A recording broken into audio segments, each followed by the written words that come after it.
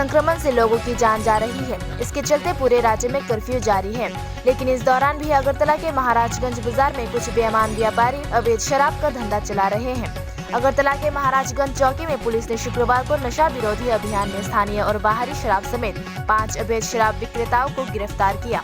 अगरतला में महाराजगंज बाजार से सटे पुलिस चौकी होने के बावजूद लोगों में तरह तरह के सवाल उठ रहे हैं कि इस कर्फ्यू में अवैध शराब विक्रेता कैसे धंधा चला रहे हैं। पुलिस से हाथापाई की वजह से वे इस तरह के कारोबार कर पाए, ऐसा लोगों का मानना है। लेकिन अंत में लोगों के बार बार शिकायत के कारण महाराजगंज चौकी पुलिस को शराब विरोधी अभियान चलाकर ये सफलता मिली। महाराजगंज चौकी के ओसी ने कहा कि आने वाले दिनों में भी इस तरह के ऑपरेशन जारी रहेंगे। আজকে আমরা মহারাজগঞ্জ বাজারের এর মধ্যে আমরা এন্ট্রি লিকার রেড করি।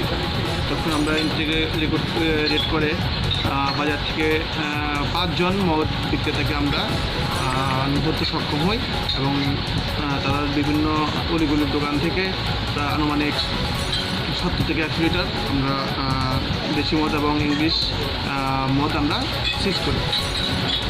বাজার মূল্য কত? বাজার মূল্য কমপক্ষে এখানে 15 থেকে 20,000 টাকা হবে। অভিযান কি? হ্যাঁ, আমাদের অভিযান জারি থাকবে।